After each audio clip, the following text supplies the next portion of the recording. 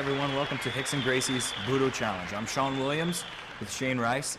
We're here to commentate tonight's event, which should be great. Amazing event, high-paced, action-packed matches. What do you think, Shane?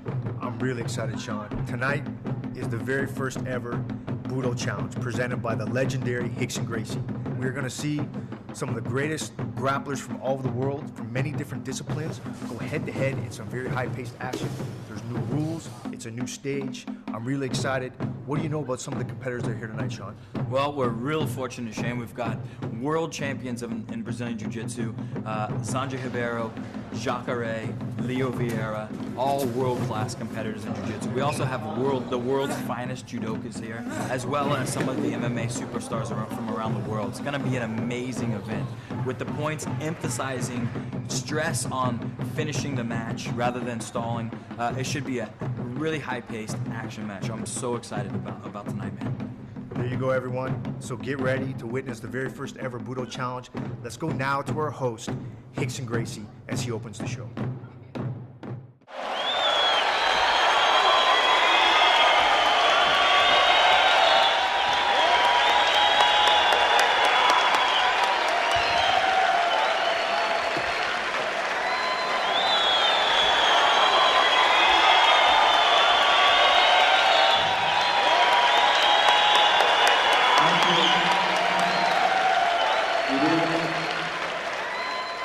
First, I'd like to say thank you and welcome you all for this one-of-a-kind event. The fighters you're about to see will show a group of very, very talented athletes. But that's not all, because our mission is to search and to expose the mind, body, and spirit of the true warrior. On behalf of all of us in this production, once again, thank you and enjoy the show. Thank you very much.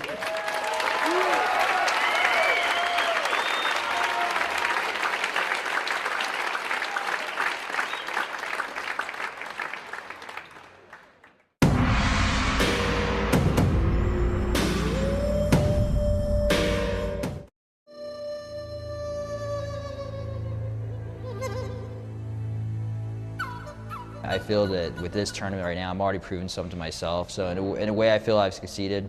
I'm competing in a higher weight class and competing against three of the best guys in the world at this weight class. Guys that I've ever looked up to, guys that I watch video on. So for me, I've kind of already succeeded to put myself in that same bracket with these guys. But at the same time, I want that. I want what they have.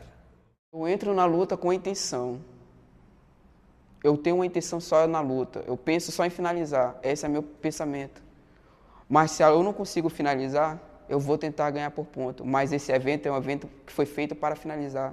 Então a minha intenção só é de finalizar. Eu penso só em finalizar a luta. Ladies and gentlemen, please welcome from Brazil, World Champion Bibiano Fernandes Neto.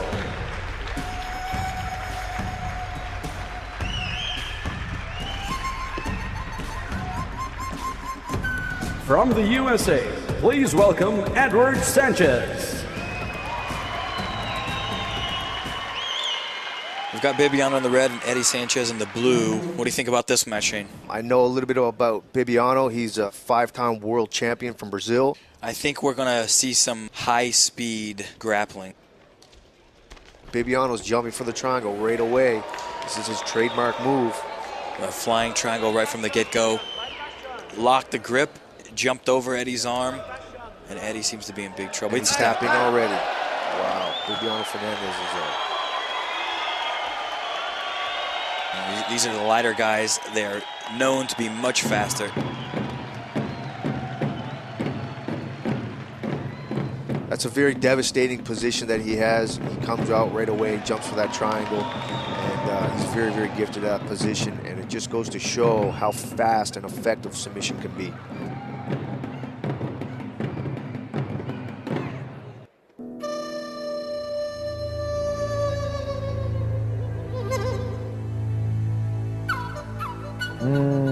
負けることは怖いです。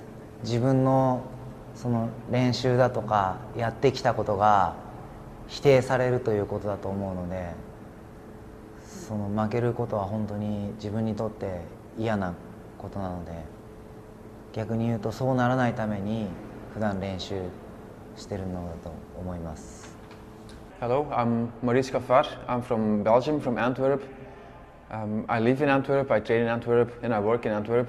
I never saw myself as a fighter.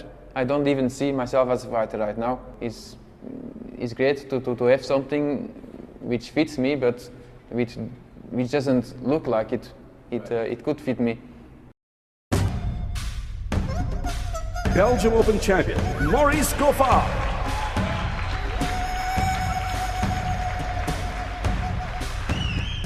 From Japan, Suishiro Katsumura.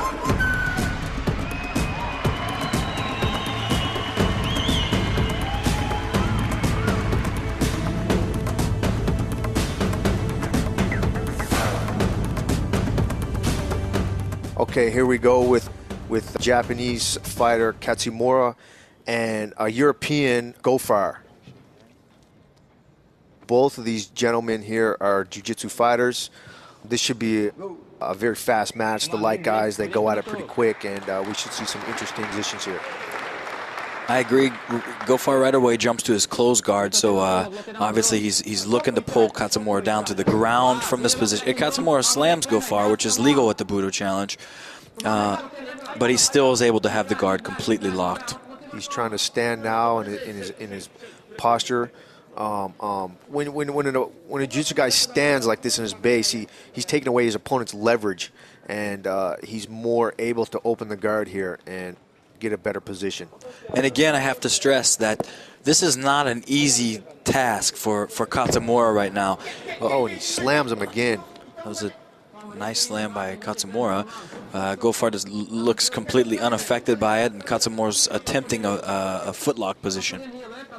Yes, the Japanese are very known for their footlock attacks. It comes from their MMA background, and now he's going for a heel hook. He's got an excellent heel hook on. His leg position is brilliant here. This looks to be on. Yeah, this is a very dangerous position for Gaffard. He's in jeopardy to have his knee torn here. And this is a devastating lock on the ankle knee. Yeah, the heel hook is designed to not only tear the ankle ligaments, but also affect the ACL ligament in the knee, because it's a twisting leg lock, unlike an Achilles lock, which is a straight leg lock. See, Katsumura is trying to twist Gaffard's foot towards his chest while extending his own hips into his knee. And in a lot of tournaments, jiu-jitsu, judo, this lock is illegal, and also the slamming you saw earlier is illegal. But here in the Budo Challenge, we want to let the competitors open up the competition and just let them show who is the more dominant competitor.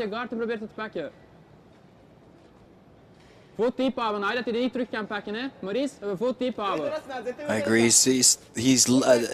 Gaffard's countered the leg lock, but Katsumura's leg position was in there and allowed him to get back to the top position, even though they scrambled to they're going to start in a neutral position here. Ready? Ready? Go. That was a brilliant attack by Katsumura. So again, Gaffard sits right to his guard. He's got looking to play open guard here, and looking to try to close his guard, and Katsumura right on the foot again. Yes, that's one thing about pulling the guard, especially the open guard. Your feet, your ankles, and knees are vulnerable for attack, and Katsumura seems to be taking full advantage of that. Also understanding the rules of the Budo Challenge, where points are awarded for the submission attempts. A great strategy by Katsumura. Now we see Gaffard passing the half guard position, but Katsumura defending, and he's able to put Gaffard again. Oh, now he's going for a collar choke, actually, Katsumura. He's got a grip around the neck with Gaffard's collar. So even though Gaffard's passing, he seems to be in trouble. Yes.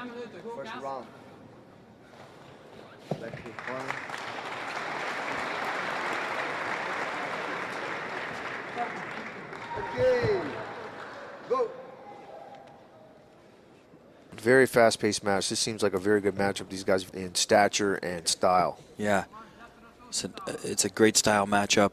Here we see Gofar on the offensive, but Katsumura quickly gets past Gofar's legs. Moving into a head and arm position choke here. Now he seems to be going for a, I want to say, an arm triangle. At least that looks like what he's attempting. Arm triangle is very similar to the triangle choke with the legs, but you perform it with the arms. Yes, he is going for that. This move around the grappling community is commonly known as the Darce, but it's actually a teammate of mine named Danaher that brought this move to Renzo's, and I know many people out there are using this move a lot these days. Very common move seen in the grappling community. And Gofar has reversed the position. Now he's on top and looking to pass Katsumura's guard. It's great movement from these two guys. The light guys are always exciting to watch. There's a lot of movement. Neither one of these guys are holding each other in positions. They're flowing quite nicely, and really both of them are on the offensive. It seems like in a lot of the matches we've seen so far, it comes down to who can effectively pass or neutralize the other opponent's guard. Would you say that this is one of the most common positions in submission grappling? I definitely agree, Shane. The guard is such a strong position, so it takes years of training to get by it, number one, and then once you get by it, you're able to open offense, and that's what appears to be what these guys are trying to do, especially on the top. Their job is to pass the guard, as Gofar has passed the guard, and he's working for submission. Earlier in the match, it seemed like Katsumura was the one putting the pressure and being very aggressive. Now, Gofar seems to have turned the tables, and he's putting some pressure of his own. For all you out there, I urge you, if you've never tried grappling before, to go out and try it. In grappling, you're able to train 100% and not be injured at all. Whereas striking, you're bound to get hurt. You're bound to get knocked out. You're bound to hurt someone else. And it kind of changes the whole mindset of things and the technical aspect as well. And grappling is like many other sports where one opponent will spend himself early in the match and then the other opponent is able to capitalize on that and turn the tables in his favor.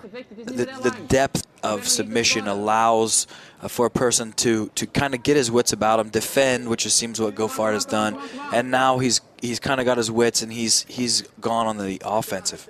Now he's trying to attack with a collar choke from the bottom. Doesn't really seem to have Katsumura in that much danger, but he's awarded the points.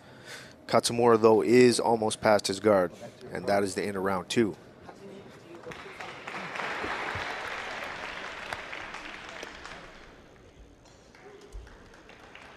Going to round three. Yes, this match seems to be a battle of the guards, with both opponents pulling and trying to pass. Guard being, once again, such a dominant position in the grappling community. And Katsumura going for the arm lock. Fully extended arm, but Gofar does a great escape and rolls out of the arm lock. And now Katsumura has almost a leg triangle. And once again, we're back to an open guard position. It's an interesting side note that these two are both playing guard. It seems to be a huge part of their game, and beautiful reversal by Katsumura with the inverted American lock. And he gets points for that. Yeah, that was a beautiful attack from the turtle position, and then now he scrambles out. And Gofar actually has his own choke here going on. Wow, this is really exciting. This is from one submission to the next. This is what high-level submission wrestling is all about. Yeah, back and forth. This is when all the chess mentality comes back in. It's one attack and then a counterattack and then a counterattack. And these two have both gone from offense to defense to offense. Gofar looking for a single leg, and Katsumura looking, I believe, to execute his own choke. Katsumura trying to free his leg. He's almost on a top position here. Gofar does a very nice counter by freeing his arm and turning in to face Katsumura. Again, we see Katsumura defending his guard and working now for another collar choke while Gofar is trying a leg weave pass here, trying to free his left leg out of Katsumura's guard position. He's tied up Katsumura's with Gofar's left hand so that Katsumura can't raise that right knee in front and above the shoulder, which is what Katsumura's he's attempting to do to get back to his guard and once again go for a collar choke. Now Gofar is going for his own ankle lock, which we saw Katsumura attempt earlier in the match. Doesn't seem like he has it in too deep, but he could very quickly turn this into a dangerous position. Katsumura defending well by controlling the gi, not letting his opponent extend his body away, which he would gain leverage from. And now we're back to a guard position. This match seems to be repeating itself. These two are look exactly, they both have identical games. But Katsumura's defense is too good, and then the time runs out. That's the end of the match.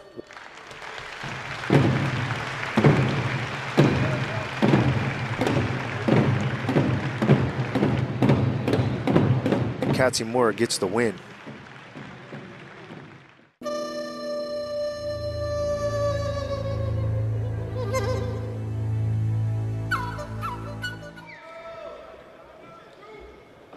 Okay, here we go with Bibiano Fernandez and Katsumura from Japan.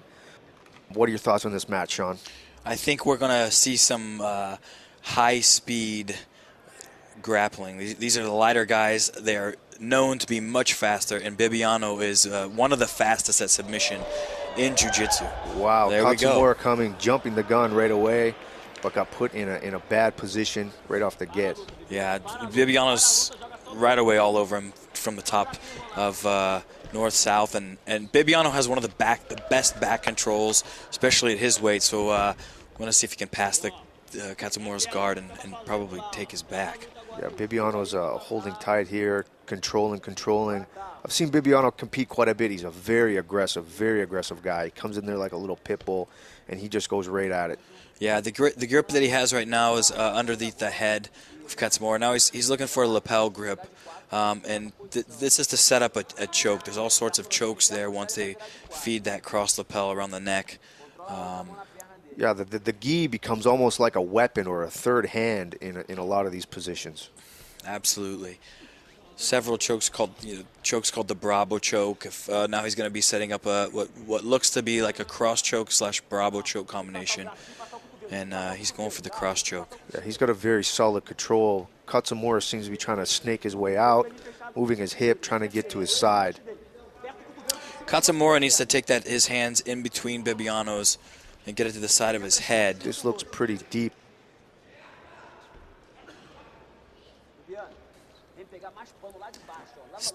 Look at the patience of Bibiano when he's setting this up. He's not panicking. He knows he has his grip. He knows he has Katsumura in big danger.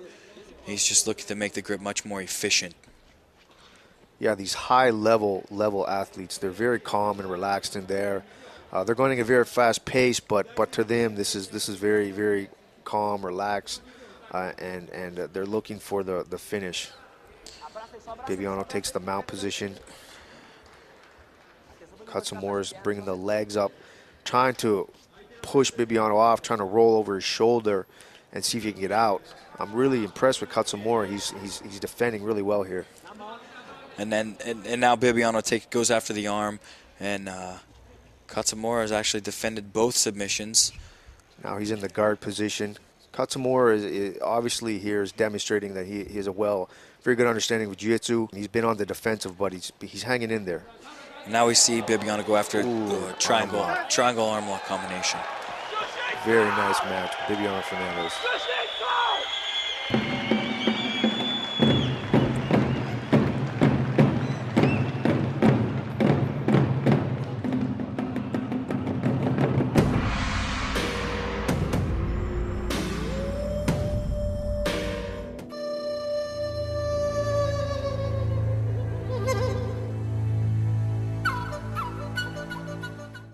まあ、考えないと言ったら嘘になりますけども、考えないようにしてます。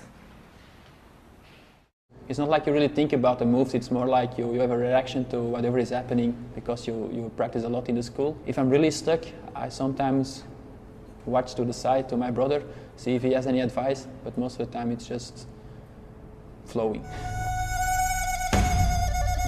Ladies and gentlemen, please welcome, from Belgium, the Dutch and German Open champion, Michel Goffard. From Japan, the Pan-Pacific Judo champion, Koji Komuro.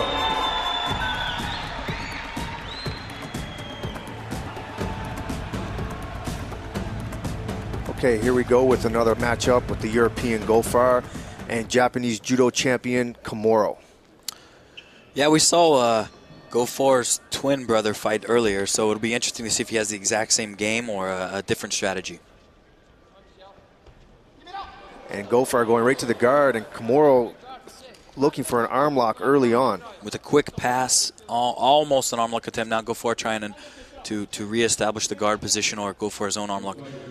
Komuro demonstrating the effectiveness of judo, and they do have a wide variety of submission attempts.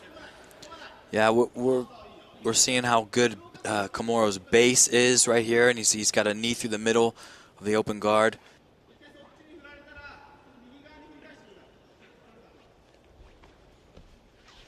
Goffard on the bottom, coming to the top. He was trying to step around to the back. Komuro is now in his open guard position with a collar choke on, nice and deep. He's tapping, but the ref doesn't seem to see it. And now finally the ref steps in after Goffard's tapping quite a bit there. That just goes to show how deep and fast some of these submissions can go on. And 1 minute you seem like you're safe, and the next minute the blood's getting cut off and you're about to pass out.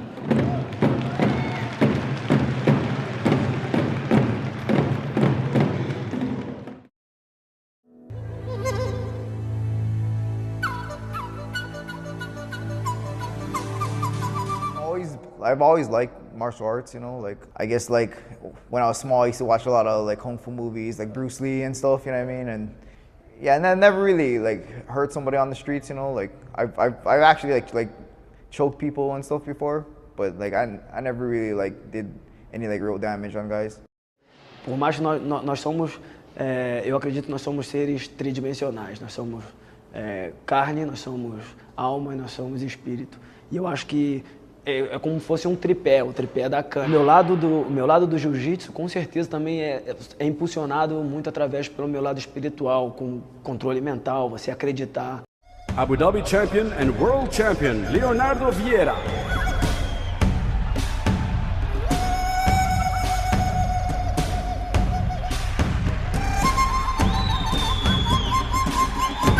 From the USA, Barrett Yoshida.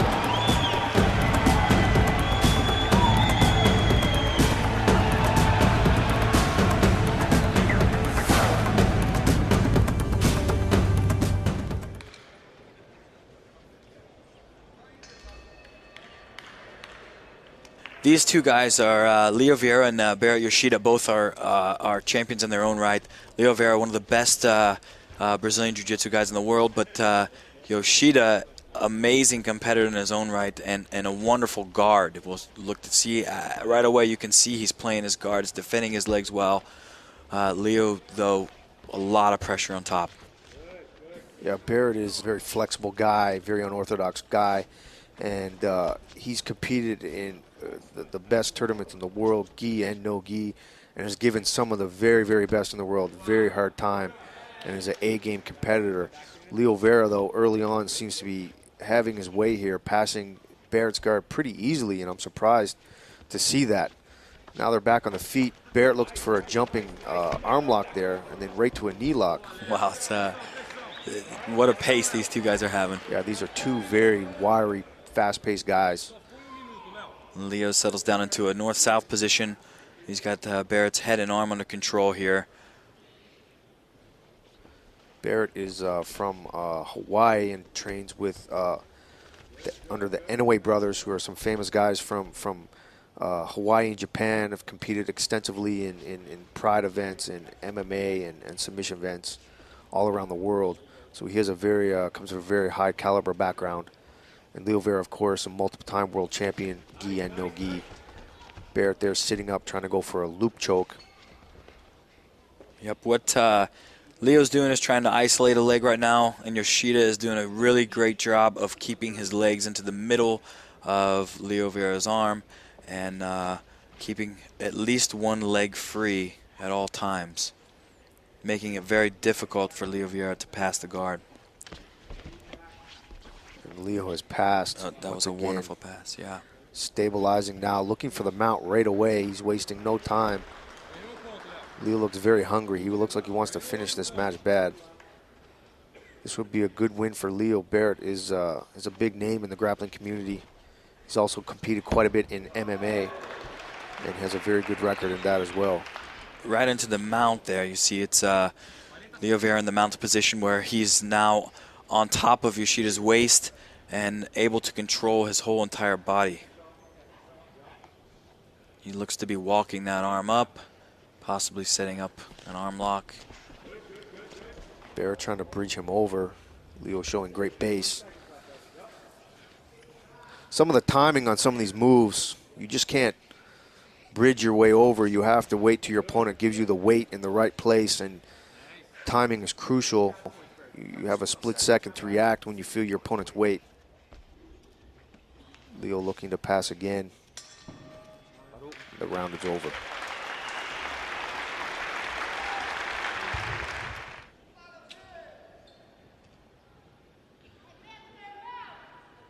Yeah, Barrett Yoshida is hanging in there very, very strong. And both of these guys can pull a submission out of nowhere, so this definitely is a very competitive match. Nice foot sweep to into the Barrett, recovering the guard nicely. These two guys are amazing. The movements. Leo seems to just try to sometimes jump and cartwheel over the guy's guard. Very unorthodox style. I'm sure it's very hard to defend against that. You never know where he's going to come from. And once again, he's almost got a pass established.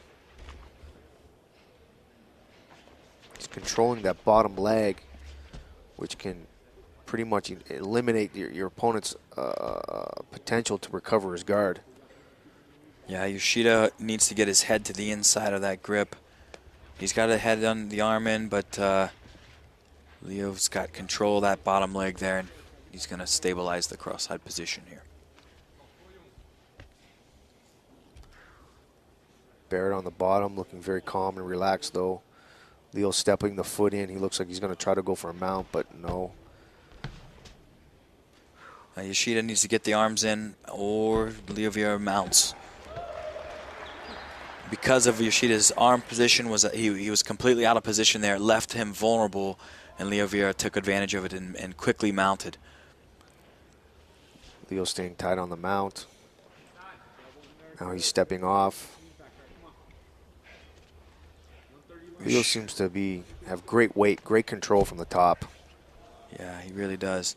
Yoshida's doing a good job of holding him at bay, but Leo's having his way with him right now. Now Leo for the mount for the third time, I think.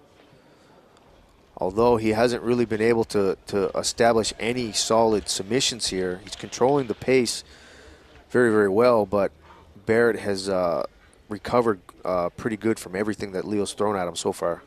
Yeah, Barrett's made his escapes look fairly easy right now, and that's that shows his credit because Leo Vieira is a world-class jiu-jitsu guy, and Barrett is able to escape repeatedly, and that's no easy task. Also probably shows from the years of experience of the vast competition he's had. You know, he realizes he's probably, being dominated a little bit, but he knows he believes in himself, he's confident, and he thinks that he can still pull out a win. Yeah, and that's Barrett's showing great heart here. Even though he's getting outpointed, he's still fighting, and again, it's submissions can come at any time, and submissions. That's the beauty of grappling is if Barrett's able to bring a submission out, it'll be a victory for him. It doesn't matter how many points he's down or how out positioned he is. If he finishes Vieira, it's over.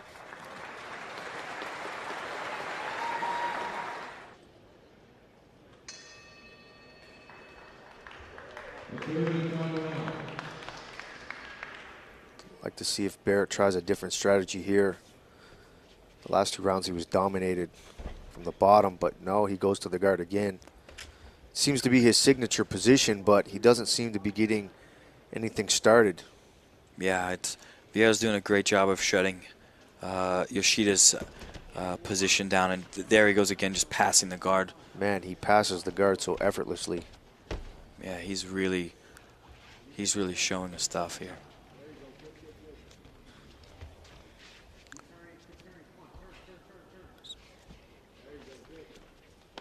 Beautiful cartwheel to the other side. He's doing a good job of dominating Yoshida's legs, and then now passing. And again, looking to mount here. Yoshida looks like he's slowing down. Maybe he's a little tired, a little frustrated. This is a dangerous time for the guy on the bottom because once Vieira feels that, he can start moving in for the kill here, and it looks like that's what he's doing. Yeah, he seems to be feeding that collar, looking for that collar choke.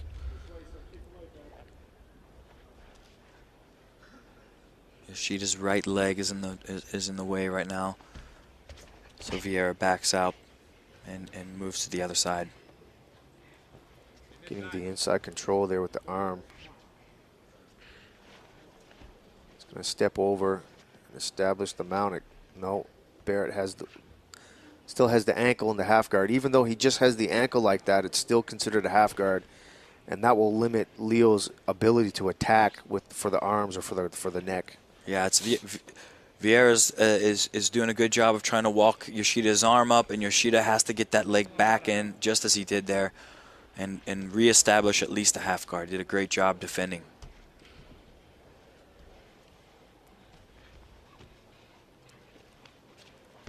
Vieira's pressures seems to be just a little too much today for Yoshida. Putting pressure to pass again. Yes, having to fight from the bottom like that for 3 consecutive rounds has got to be wearing on the body. I'm sure Yoshida is starting to feel a little fatigued at this point and is just looking to survive this match.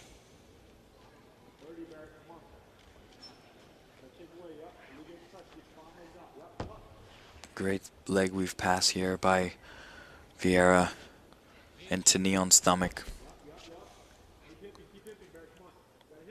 Looking to dig under the arm to get that arm to set up for an arm lock. Trying to spin to the other side, and Barrett recovers a guard beautifully. Oh, and Leo. Beautiful arm lock attempt by Leo Vieira. Wow, that came out of nowhere.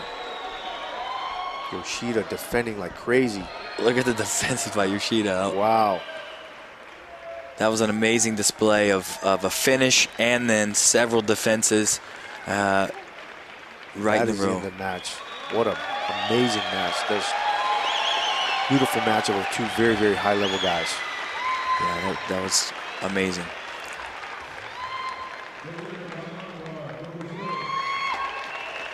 Leo Vieira pulls out the win. The camaraderie there. Opponents showing each other respect. Yeah, it's important to note that you'll see that time and time again too. These athletes hold each other in the highest regards. Everyone knows how hard training is. Everyone knows how hard it is to get to this level. This commands the utmost respect. This will be an interesting matchup. Komuro, an extremely high-level judoka. Vieira, unbelievable at pretty much everything. Actually, he has great wrestling ability, great passing, great bottom game. So yeah, Vieira is very exciting to watch. Sometimes he almost looks like a gymnast in there, doing jumps and flips and spinning, and he's a very, very devastating, talented grappler. Yeah, really is. It's going to be about grip fighting here for Komuro, looking to set up his grip so that he can go for a judo-style takedown, looking for an Uchimata. Leo showing great base. Leo's pretty gifted on his feet himself. He has a mix of wrestling and throws, and he just has a real natural agility about him. And he seems to be able to counter most of his opponent's takedowns and turn them into his positions. Yes. And here he is pulling a guard. Komuro showing some base, staying tight, doesn't want to give Leo anything. Vieira in the guard position, which we've seen and we will see time and time and again in this tournament. And it's the best position for the guy on the bottom is definitely the close guard. There's a slew and variety of attacks from this position: sweeps, submissions, and definitely the best position for the guy on the bottom. And what would you say about if this was in a self-defense aspect? You definitely, if you're on the bottom, want to be in the guard position. As far as self-defense goes, yeah, I mean, if you were on the street and, someone wants to throw you to the ground or force you to the ground, the guard here, and here's Leo Vera attacking with a sleeve choke on the neck of Komoro. Seems to be pretty deep, and Komoro defends it well. Back to what I was saying about the self-defense, if you're being forced to the ground and you can get yourself in a closed guard position, your legs are very, very strong, and you're able to tie up and control somebody, and keep them very tight. And it's very difficult for them to punch you. You're tying their arms up, you're tying their head up, you're tying their legs up, and then possibly sweep them or submit them and then subdue them from attacking you. So the guard is a big self-defense position. So, but in this level of tournament here, these guys just take it to a whole other level. And as you can see, even a very experienced grappler like Komoro here, he's being extremely defensive in Leo Vera's guard because he understands how fast Leo Vera could put something on him in this position. Yeah, Komoro's definitely just trying to hold on at this point and thwart off Leo Vera's attacks. Komoro needs to get a posture here. When you have your head down like this inside the guard, you're vulnerable to chokes and you're vulnerable to have your arms attacked. But it seems like Komoro is a little bit lost here in this position and is content just to hold on, maybe ride out the round and get back to his feet where he is a little bit more dominant.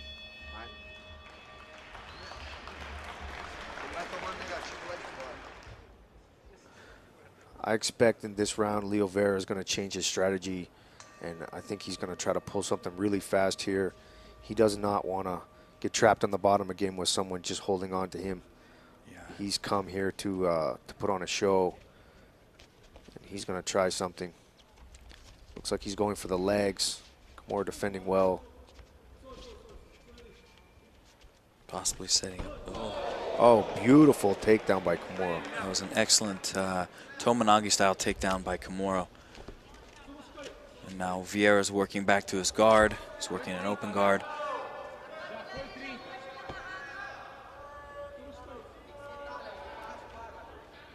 This seems to be a stalemate position for these guys. Komoro being very, very defensive. Absolutely. Seems to be shutting down Leo's game a little bit in the guard. It can be very difficult when your opponent just is content to hold you and smother you. And it makes it very difficult to open up the game. Vieira getting angles out here into the guard. He wants to get out to that right side. He's definitely getting a strong angle. Maybe he can possibly bring his left knee through the gap here. He's starting to work himself out the bottom. Looks like he can maybe slip to the back here. Komoro's holding on very tight.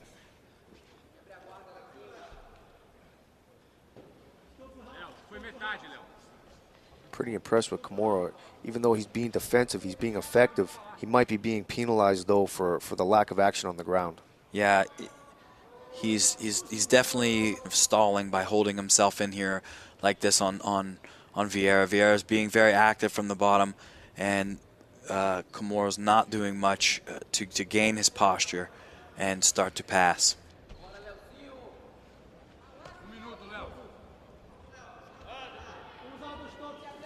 And once again, like we explained before, with the rules of the Budo Challenge being emphasizing submission attacks, this is the type of thing that the Budo Challenge is attempting to get away from, where you have people trying to ride out matches.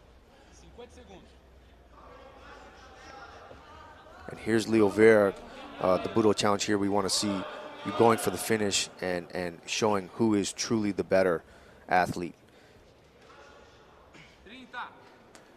Yep, he's working with a guard that I don't know anything about, although it's called the Williams guard. He's working it out from that. Williams guard. It's when you bring he brought his right hand underneath his right leg, and he had Kimura's arm isolated underneath there, but now he seems to have moved on and really working on some collar. See how he's bringing his hand underneath his leg. There's a very offensive guard from there with a lot of different setups, but Kimura did a great job to neutralize that, keep his head in good position.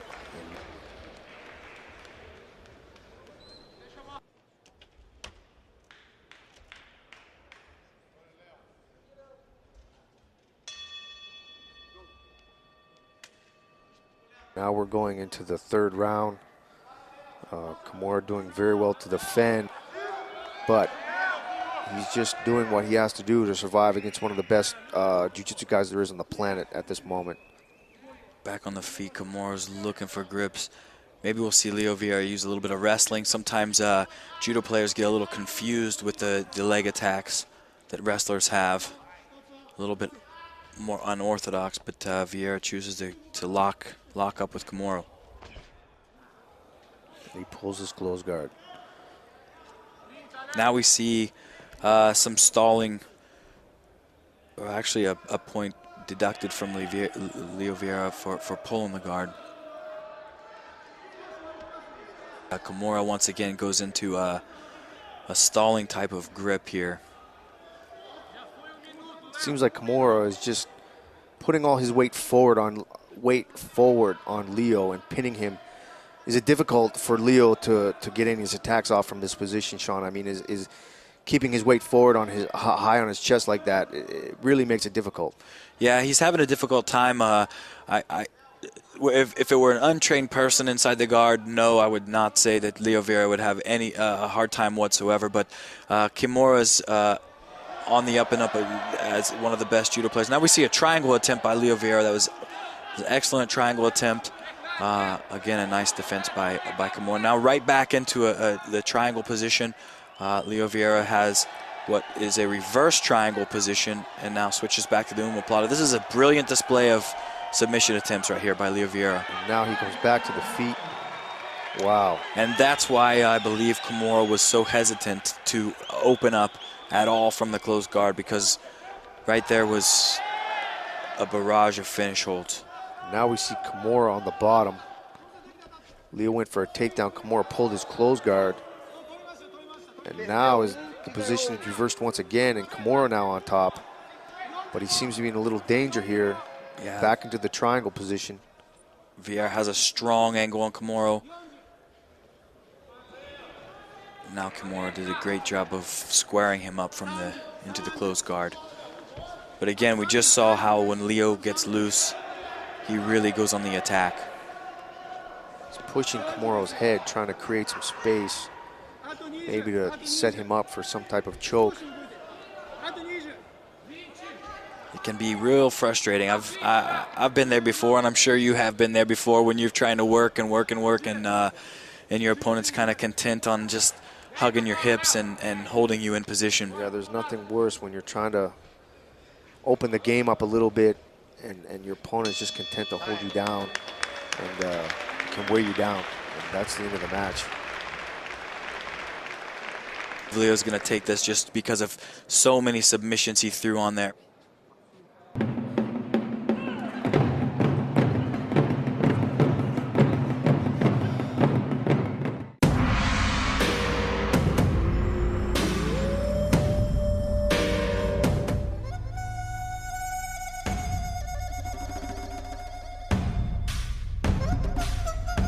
やっぱり勝負としてやっている以上勝たなきゃ意味がないと思うんですよ。なんで一応プロの格闘家としてやっている以上勝つことを意識してやってます。Actually, this competition was 1 week notice, and I was taking some time off, and I got a phone call. He said, you know, you like to come to this competition, and it's an honor for me to be here. And if I will have one leg, I'll come. It's an honor. Ladies and gentlemen, please welcome, all the way from Egypt, the African Pan Am champion, Ali Abdelaziz. Here we have Ali Abdelaziz versus Shinya Aoki. Both come from a judo background, but Shinya is a black belt in Brazilian Jiu-Jitsu. From Japan, please welcome Shinya Aoki. Yeah, Shinya being very skilled in both arts. He's definitely, in my opinion, brings a little more threat to the table. But Ali is a very strong judo guy, very athletic guy. This should be a very exciting match. I love watching the Japanese compete. They bring a lot of heart to the table. Yeah, we should see it. The grip fighting is, in judo, one of the most important things that's happened. They're going to be looking for a throw right away.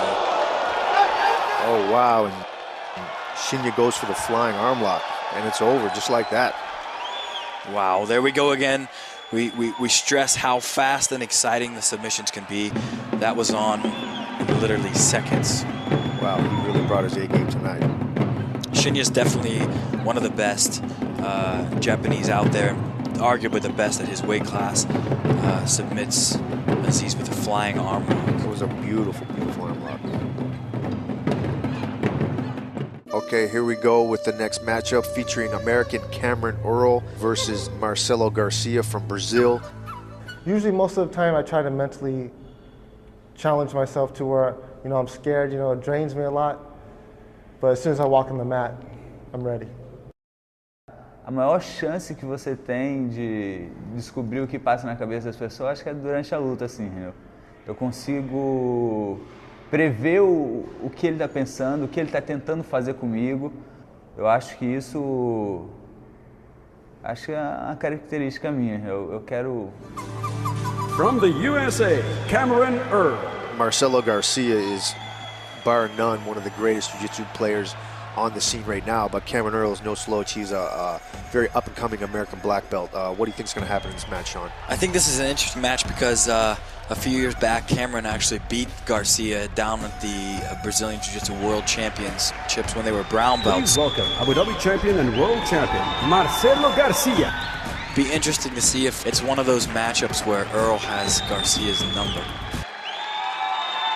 I know from Cameron, since he's local here in Los Angeles, California, is guard player. He likes to play the guard, but Garcia also is known for playing the guard. This could be a very strategical match. I agree. Both looking for their grips, and there you're right. Earl gets to his guard as quick as he can. So now in a matchup like this, do you think it's very important which guy gets his guard? Or do you think that Garcia can play from the top as well as the bottom? Yeah, Garcia has an extremely strong pass. This is his signature pass where he goes underneath the Earl's right hand to free his leg, and oftentimes when he frees his leg, he'll try to take the back when the person recovers. So we'll have to watch if Earl tries to turn into Garcia to recover. Garcia may try to take Cameron's back. And here we are. This is still a traditional half guard position. This could be a battle here with we have two guys. I know Cameron has some really good moves and attacks from the bottom, and Garcia is putting a lot of pressure from the top. Yeah, Earl came from a very well-known school, the Half Gracie school, black belt at Half Gracie. There we go. Garcia just passed Cameron Earl's guard, and we'll see if he sets up a submission. He's trying to stabilize. He's got his control, taking his time. Cameron is locking his foot into Garcia's gi here. This is a technique where he can use his leg to create a lot of leverage and sweep Garcia off and get out of the bottom position. Yeah, this is what Earl's trying to do. He's trying to get his legs back in to get back to the guard, and Garcia is going to look to advance position or try to finish right here from the cross side. Once again, I'd like to point out to the people watching with the uniform on, it's almost like having a weapon or a third arm. The gi can be used in so many different ways in attacks and controls and things like that, and it really adds another factor to these matches. I agree. There's a strong debate in the grappling community about gi and no gi, which would be more of the submission wrestling aspect. I do feel strongly about the gi competitions and training because it's much more complicated and much more involved than just no gi. So it adds a new element to everything, new spins, new submissions, and different sweeps. Yes, it does. It creates a lot of diverse positions with a lot of variations, and These guys are the best of the best, and this is a very high-level strategical match we're watching here right now. Yeah, again, as we said before, it's interesting to see how relaxed these two are. Look at Garcia's very composed, breathing, and even Cameron Earl on the bottom is relaxed and just breathing, looking for his opportunity to get out of here. And I think that pays a lot of tribute to these guys' conditioning, not of just the body, of the mind. You have to understand to be relaxed when you have someone's body weight on top of you, and you're tired, and they're putting pressure, and they're tying you up with the uniform. It makes things much more worse than when you're just standing on your feet here with no weight on you. Yeah, absolutely. Well, Earl does a great takedown try. That almost looked like he faked the takedown and then went for the top position. Yeah, I agree. And now we find him on the guard. Garcia trying to pass. Earl working a very active open guard, trying to get his legs back inside to counter Garcia's underhooks. And up to this point, I'd have to say this has been a fairly neutral match. I don't think either opponent here has scored any points for near submission. It seems like they're just battling here for someone to get a dominant position and to go for something. Yeah, I agree, Shim. We see Earl on his guard, his open guard, and Garcia trying to pass here, knee through the middle. Garcia's working to get around Earl's legs, and Earl's looking for that arm right there. He's looking to attack from the open guard position. He's got a cross grip on the collar, or on the sleeve rather, and a grip on the ankle. Oh, and Garcia tries a pass around, and they're back to their feet. Nice try in the pass. We'll see if either one can score a takedown here.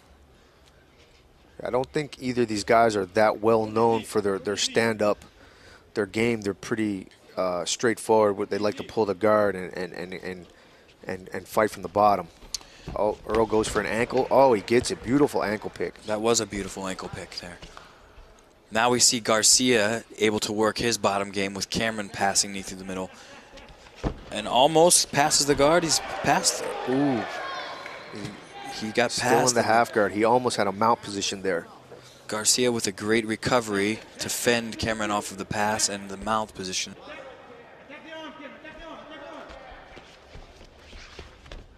And he's trying to come to the top, and they're back to the feet.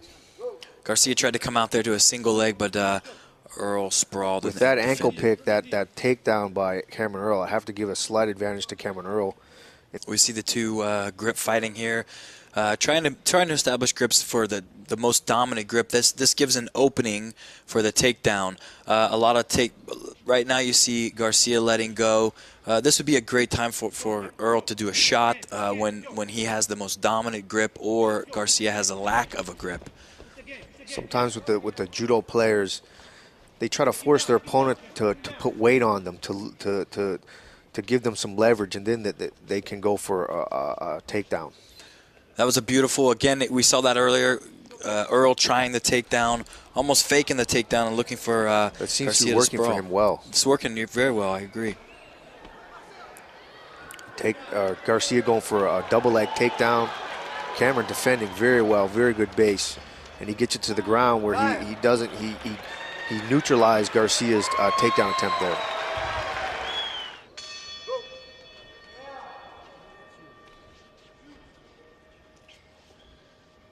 Both guys looking to work their takedowns.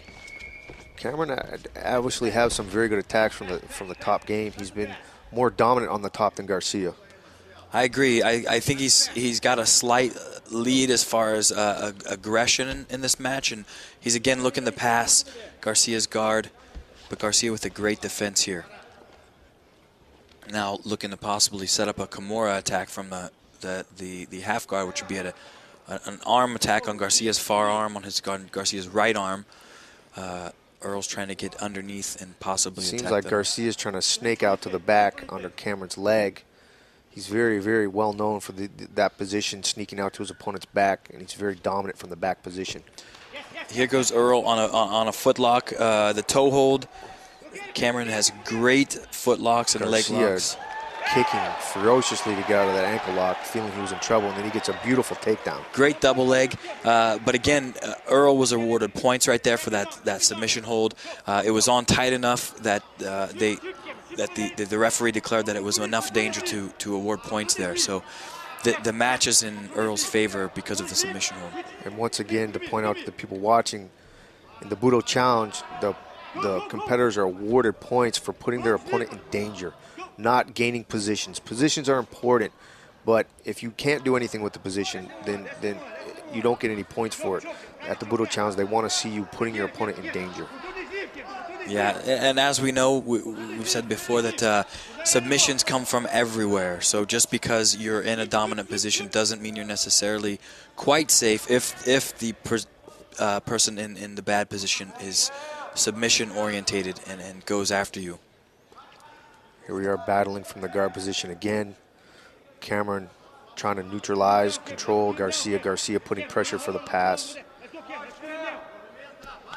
Garcia's almost past the guard, but Earl's doing a great job of defending here with his left knee and he's back on his feet. He neutralized Garcia's guard passing with his. Cameron Earl's doing a great job of neutralizing Garcia. It seems like every time Garcia almost gets something, Cameron brings the position back to neutral, and then he can start the fight over, attempting another takedown there. He's doing great. There was nearly that same takedown attempt. Garcia shoots in for a leg himself, but misses. Both guys struggling to make good grips here, and look for the appropriate time to get to score the takedown. Cameron doing a great job of neutralizing Garcia, who I'm surprised we haven't seen his arm drag. Very famous for his arm drag to the back. Yes. And once again, ref calling time. It's interesting. Cameron's really neutralized Garcia, thrown him off his game plan, I think, a little bit. And he's taken a slight lead. This would be a big upset, and wow, Cameron Earl. And it is. Takes the win over Marcelo Garcia. Very, very interesting match there. Cameron seemed to be able to just neutralize all Garcia's dominant positions and turn them into his own positions. Yeah, it was a great match for Earl, and I believe that makes him 2-0 versus one of the best players in the world.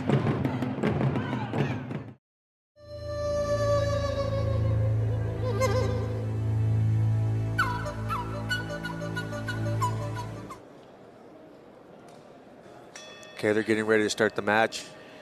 Yeah, we're going to see some grip fighting to establish dominance over the standing position, most likely. Oh, and there he goes for a jumping triangle. Attempting a footlock position. Yes, the Japanese are very known for their footlock attacks. His leg position is brilliant here. This looks to be on.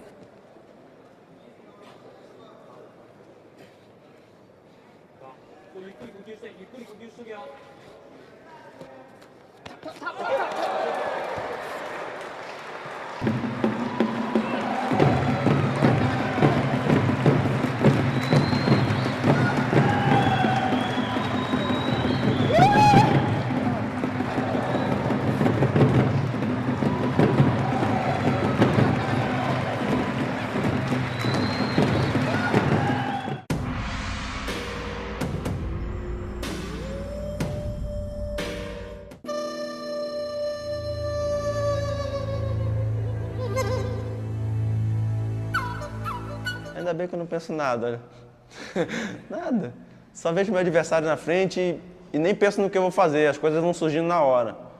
Tipo até tática, assim. Quando eu vou lutar, quando eu entro no tatame, a tática vem na hora na minha cabeça. Yeah, I would say it definitely prepares you, the challenges and just the stress of life in general, and the stress of going into big fights and just dealing with keeping your head about yourself for sure, because life it's a mental battle, just like physical fight. It's a mental battle.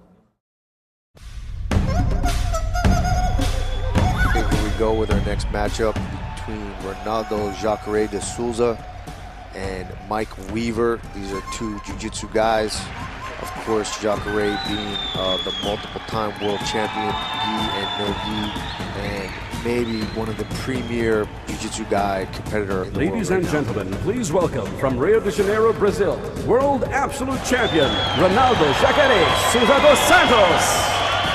Yeah, he has not only tremendous skill, but tremendous heart. I witnessed him get his arm broken, completely dislocated in the finals of the World Championships and finish the match and win. Yeah, that definitely shows some heart to be able to finish a match with a broken arm. Jacare, for some of those people who don't know, means alligator, and that's how he fights. He comes, and he brings a tenacious game. Yeah, I expect a really fast-paced match here. And he's an amazing athlete at that. Very, very well put together. But Mike Weaver comes out with a big takedown. Yeah, Jacare right back in the half guard with a great position. Oh, and he steps through with a beautiful hip throw. Beautiful hip throw. So now he has Weaver on his back, across his side. And this is not a position where you want Jacare to be on. He can attack you from every position here, so this is definitely where Mike Weaver needs to get his arms in and get out of here as quickly as he can. Mike Weaver scrambling to try to get Jacare's foot there for the half guard, but Jacare setting up a sleeve choke with the head and arm inside. Oh wow, beautiful submission attempt here, and he looks like he has Mike Weaver in a lot of trouble. Yeah, he does. That looks very, very tight. It's an Ezekiel-style choke with the arm inside. Almost like a head and arm triangle. And Weaver's fighting to get out, and Jacare's got that on tight. Yeah, Weaver's in big trouble. He's going to throw. Jacare looks like he's going to put the hooks in. Oh, now he switches to the arm lock. That's what's so beautiful about jiu-jitsu. You can flow from one submission attempt to the next. Jacare putting a lot of pressure on the head. He's going to try to break this grip. He's going to swim under with the second arm, use the legs, pinch the knees together, get his posture. And now it's basically Jacare's entire body versus Mike Weaver's arm. And there he sinks in the arm lock for the win. Yeah, that's a great finish by Jacare. And you said it best, Shane. It's Jacare's whole entire body on Mike Weaver's elbow. So that's the beauty about jiu-jitsu, is that you're using your whole body to isolate one limb.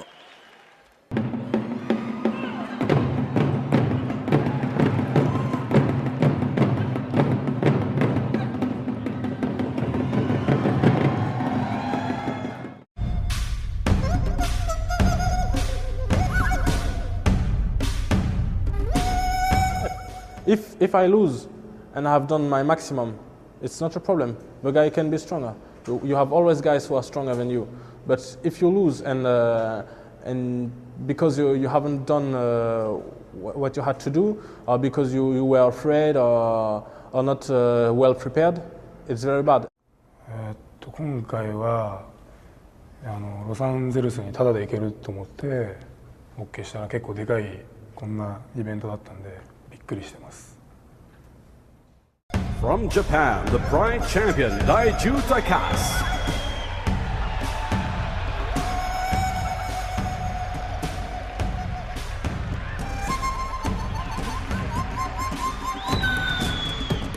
From France, Paris International Grappling Champion, Karl Amusu. Here we have Takasi coming from Japan, and Amasu coming from France. Both have a strong background in judo, but Takasi, I know he has a pretty wicked guard, so he likes triangles and arm locks from the guard, and he's very, very diverse. This should be an exciting matchup. Takasi is also a Pride fighter, MMA fighter, so he should bring some of that experience to the match as well. Beautiful takedown by Amasu. And here we are in Takasi's guard. Yeah, this is right where he wants to be. Amasu showing some good base. He would like to try to control Takasi's legs and step around to the side. Right now, Takasi has the grips that he wants, and Amasu looks like he needs to put a knee through the middle of the legs because Takasi's legs are free to work right now whatever submission he wants to go for. He's got great leg work. Takasi looking for the foot sweep to the arm lock. Amasu showing good base, being defensive. He doesn't want to let Takasi control his head like that. One thing we talk about in jiu-jitsu, especially inside the guard, is posture. You have to have a good posture. By posture, it means keeping your head up, keeping your hip in, and keeping a great base. And there you go, seeing Takasi with a beautiful sweep because Amasu had a bad posture. And right away he took advantage of that and put Amasu on the bottom. And he's now on the Amasu's half guard, looking to get the grips that he wants. And that left arm underneath Amasu's head is going to help him pass Amasu's half guard. Yes, a lot of times controlling from these bottom positions, controlling your opponent's head and limiting his movement by controlling his head is very advantageous. As you see, Amasu was controlling Takasi's head from the bottom as well. Takasi's now in the side control position, very dominant position. He's going to look to either secure a mount position from here or try some type of submission. Amasu is struggling, but Amasu it would do him a little justice to get that right arm back inside and control Takasi's hip up, because if he doesn't, he's going to fall victim to a head and arm reverse triangle. Takasi stepping over for a reverse triangle here. This is a great position because Takasi could finish on that triangle or finish on Amasu's far vulnerable arm. And it looks to be very, very tight. Amasu seems to be in a lot of trouble here, and he's about to tap, and he does. And he gets the tap. What a nice submission. And Takasi seems like he might have pulled something in that submission attempt there.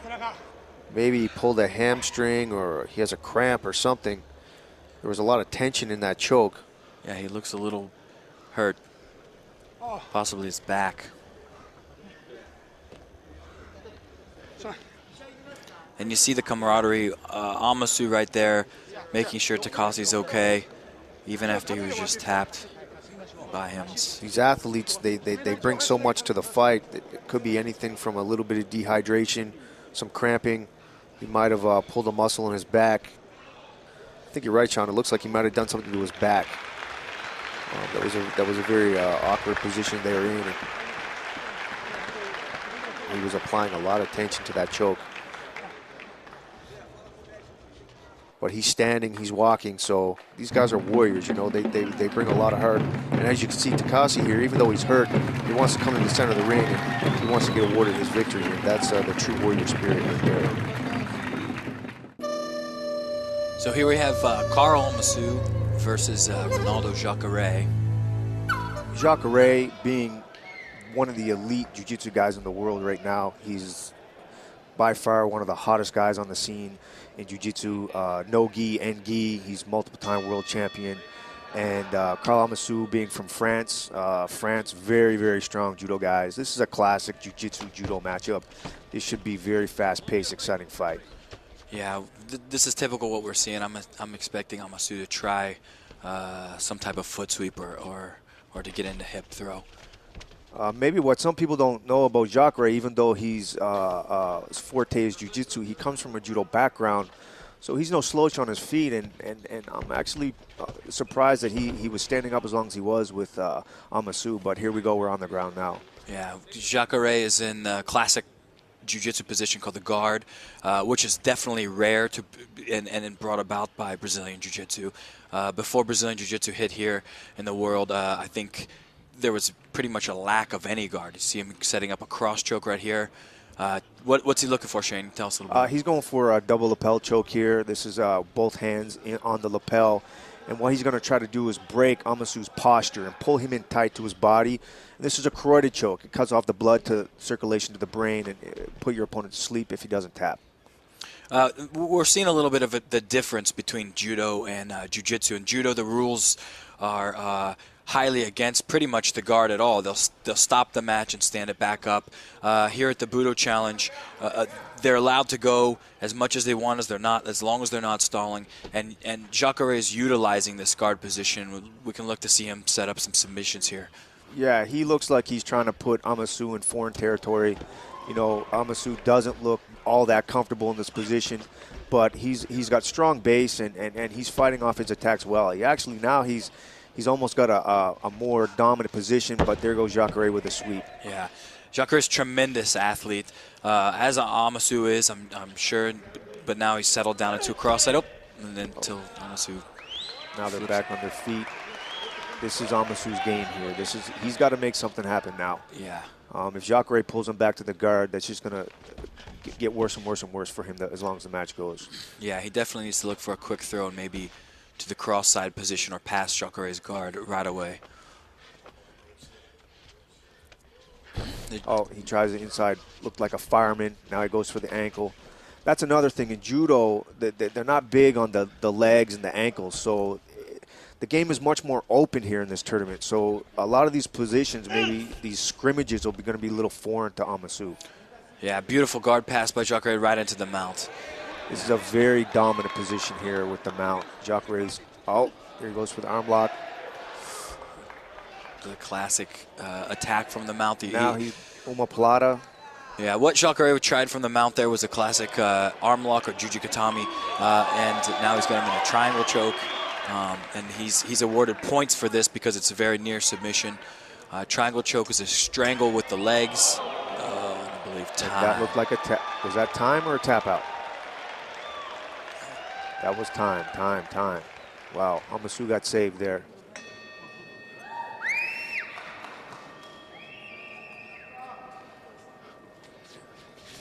That's another unique thing about this tournament is the round system. Before, in most submission matches, there's no rounds. It's one duration, maybe 10 minutes. But now this event has broken the matches down into three-minute rounds.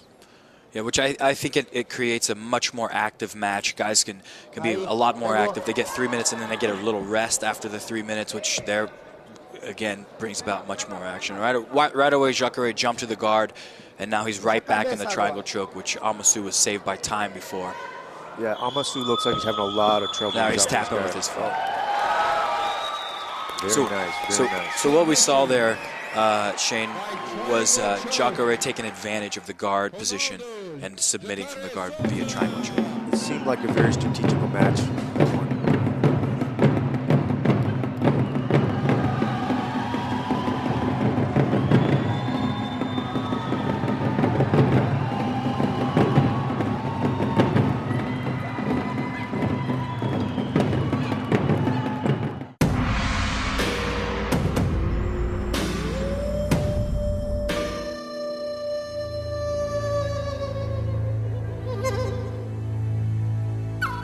やっぱりどんな強い選手でも恐怖はあると思います。ヒクソンでもどんなすごいマイク・タイソンでも恐怖はあると思う。でもそれを乗り越えなければ一歩は進めないですし、それから逃げるわけにはいかないですし、逃げたら格闘家でもないと思うので、やっぱりそれをどう克服するかが問題だと思います。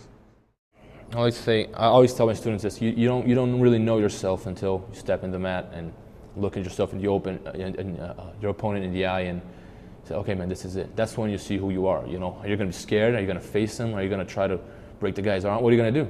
You know, that's where you really know yourself. And it's the critical moments that tells you who you are. You know, and for me, when you step in the mat, that's sort of a critical moment. You have to deal with all the tension and everything, and if you can deal with that and stay focused and not just forget about everything else and just concentrate on the fight, that tells me so much about you. World champion and Brazilian national champion, Robert Drysdale.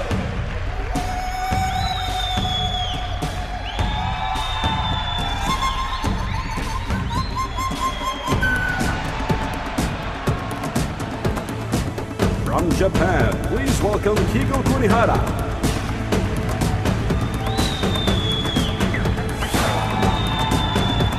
Okay, here we we go with Kunihari and Robert Drysdale, another judo versus jiu-jitsu matchup. What do you think, Sean? Well, I know Drysdale's the current Brazilian Jiu-Jitsu world champion.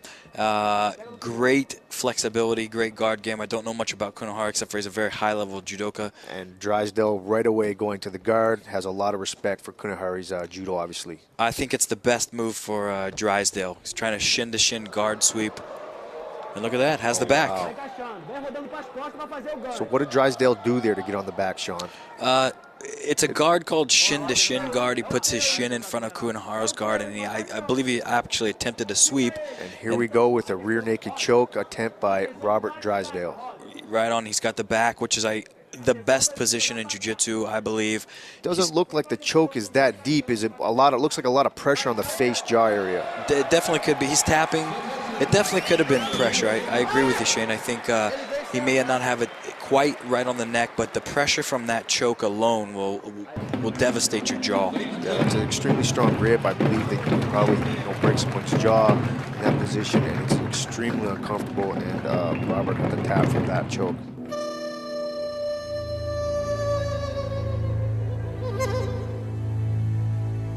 Jiu-Jitsu, the martial arts, give me my confidence. And I've never been the kind of guy that need to prove people that, okay, I do Jiu-Jitsu, I'm good. I don't need to prove that. But of course, if somebody disrespect me, my honor, my moral, my girl, or like my parents or my friend, of course, we don't have cockroach's blood, We gotta defend ourselves sometimes. Caminha junto, nenhum lutador que não tem uma espiritualidade, uma cabeça boa, um foco legal, um direcionamento, que não tem uma espiritualidade, ele não consegue sobreviver na luta, dentro da batalha, porque... From Brazil, Givanildo Santana. Okay, here we go with another heavyweight matchup. Two Brazilian Jiu-Jitsu black belts, Santana and Sanji Ribeiro. This should be a very, very technical match. Both these guys are very, very high-level Jiu-Jitsu black belts. Ladies and gentlemen, please welcome, from Brazil, undisputed champion of the world, Alexander Sanji Ribeiro. Sanji's proven himself as world champion. Santana, I believe, is a Brazilian national champion, and I've seen him give the best of the best a run for their money. Now, what do you know about Santana? Is he a bottom player? Will he play the top game? I believe he is more of a bottom player. It's going to be a tough tact for anyone to put Zandre on his back unless he's willing to go there on his own accord. So we'll see what happens. Sanjay going for the control of the belt, which is a strong control. Yep.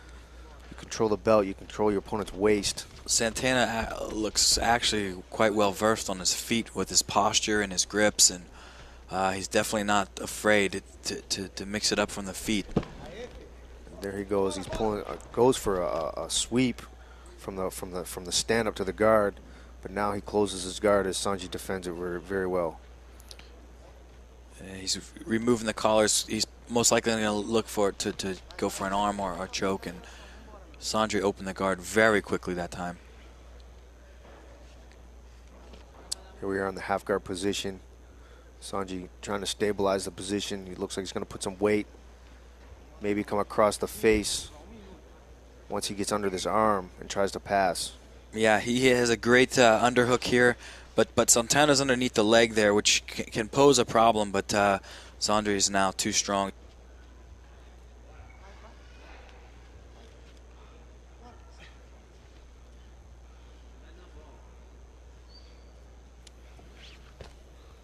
Goes Sanji.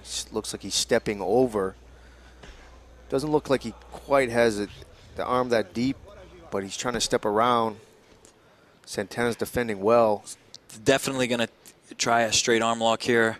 If he can hold Santana's knee with his left hand. And he's got the arm free. Yep. He's going to try to pass. Sanji's going to pass his try to pass his left leg through the gap there. But Santana gets out, realizes his arm is in danger, and aborts the position. And that's something that the guys always have to be aware of is if they're in a danger of a submission, sometimes you have to give the position up. Santana rolling to his knees, giving his back, trying to roll back to his guard. Now, from this bottom position, Sean, Santana ultimately wants to get his closed guard. Definitely, Shane. I agree with you. Right now, he's settling for half guard, but he wants to try to push the match into the closed guard, where he's got a lot more offense than the half guard. Zandre's setting up a choke right now, going for a choke with the collar there. Santana is trying a knee bar from the half guard position, which would try to lock Zandre's trapped leg out, but it failed, and Zandre right around. Oh, and Santana spins and almost comes to the back. They're back on their feet. It was a nice reversal by Santana to bring the match back to the feet.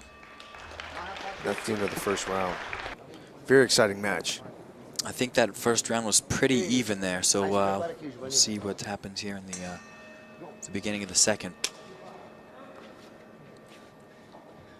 Both grip fighting, looking for superior and dominant grips to set up their takedown. Controlling the head position seems to be very important from the feet. You can keep your opponent's head, pull it down. He has a bad posture, and looks like the opponents are trying to battle with the head position.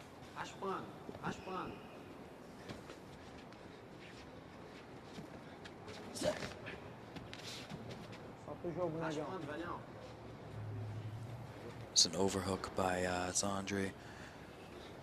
Santana controlling that left arm of Sanji.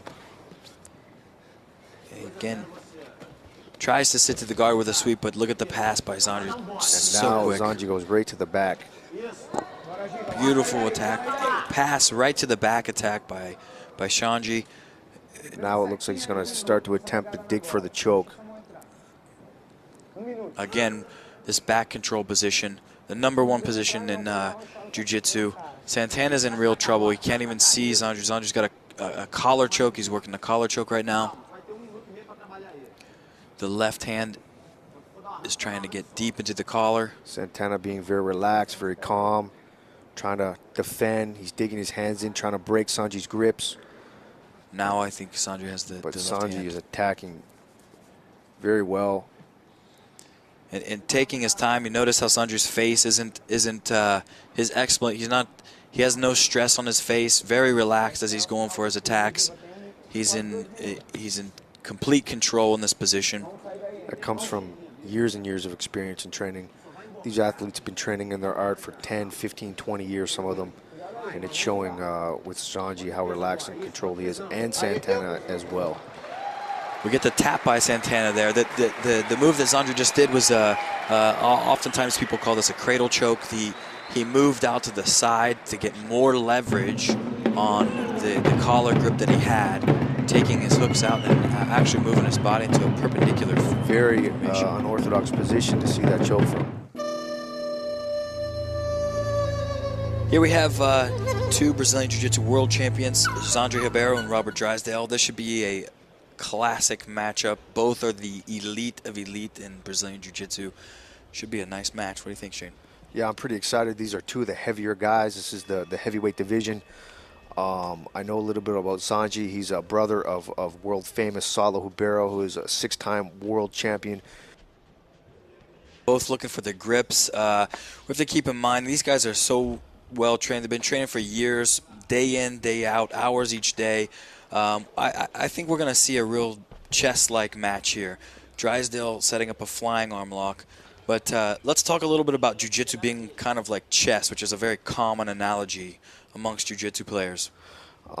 Yeah, that term comes from because once you reach, you have two athletes like these guys that are at the top of the food chain. They're the best of the best.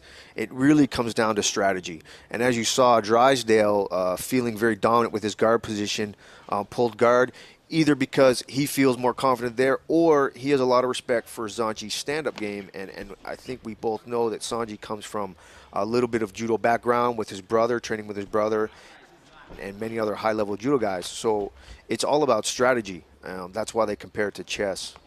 I agree. There was a great example of base right there. Jandre was in base on his feet, even while Drysdale had a locked closed guard. And what a great maneuver by Jandre right there to pass the Drysdale guard. But Drysdale rolling and defending well. Now he's trying to stabilize his position once again by getting his guard. Sanji putting a lot of pressure, trying to refrain Drysdale from getting his full guard closed, which is a more dominant position than the half guard, which they're in right now. Yep, both men have different attacks. Both Drysdale has attacks from the bottom. Jandre has attacks from the top. Half guard is a fairly neutral position depending on the arm positioning. Highly favors either man. If Drysdale could get an underhook on this far side, he would have the slight advantage. Right now, Jandre has the slight advantage, not allowing Drysdale's left arm underneath Jandre's armpit. And Sanjay going for the pass. Drysdale once again defending. And now we're back to another neutral position. That's a great guard recovery by Drysdale. Once again, back to the strategy there. Drysdale was reluctant to stand back to his feet, obviously giving a lot of respect to Sanji's stand-up game. Yeah, I completely agree there. Now he has a butterfly hook with his left leg. That grip that he has on Jandre's arm can completely neutralize Jandre's pass, and Jandre's going to have to free that, but he goes for a very nice footlock. Good, nice transition by Sanji here. He was being neutralized, and now he's turning it into his attack, knowing that in this tournament, the Budo Challenge, that emphasis is giving to the submission attempts and not the positions. Drysdale's doing a good job to defend. Jandre doesn't quite have the leg position to finish this footlock here. Yeah, Drysdale's putting a lot of weight on that leg, realizing he's in trouble, and that's the end of the round. Great round, though. Great round. Again, just these two guys are highly skilled chess players. Each move has 3 or 4 follow-up moves, and when you get two highly skilled guys like this, it's most likely the 3rd or 4th move is what's going to succeed. All of the moves until then are basically setup moves. Locked up here in a traditional judo grip lockup. Sanji, I'm sure, looking for the throw, but Robert pulls guard once again.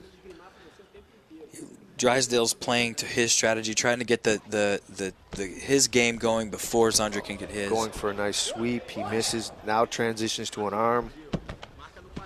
Sanji showing great base. Look at the speed of Jandre's beautiful guard pass. Trying to stabilize the cross-side position here. And here's what you talked about, stabilization. He's pinned, so to speak, Drysdale on his back and somewhat stabilized this position of cross-side. Starting to settle down a little bit. Sanji's in control from this position here. But Drysdale here also has some attacks and can escape and turn his bad position into a very dominant position very fast. Yeah, he wants to get his legs back inside and underneath Jandre to give him some more leverage. So that's what Drysdale's going to be attempting, and there he goes. Jandre did a wonderful job he's doing a wonderful job of trying to shut down Drysdale's counterattacks here. Using his weight to his advantage, being very relaxed, calm, breathing very, very, very smooth. That's one thing about these competitors. You know, they train themselves to breathe, relax, you know, focus on their breath, stay calm. That's how they can compete at this high level for 10 minutes straight. It takes many, many years of training, and these guys are the best at it as it gets. Sanji stepping over, looking for the arm. Misses it. Drysdale's defending very, very well. Yeah, it's put Jandre right back in the half guard. And now Jandre's turning out of the half guard. And he looks like he's got an arm here. He's going to go for an arm.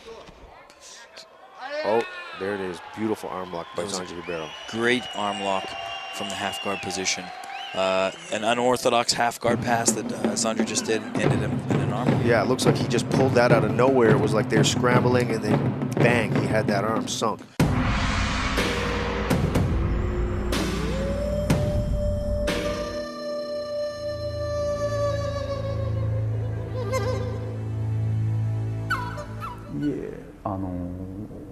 武道チャレンジなんですけども、自分の人生、いろんな試合にチャレンジしていくことによっていろんな壁っていうか試練が出てくると思うんで、この試合もそういうふうなものだと捉えて、もう試合に出ることによって自分を成長させたいという意識でこの試合に出してもらっています。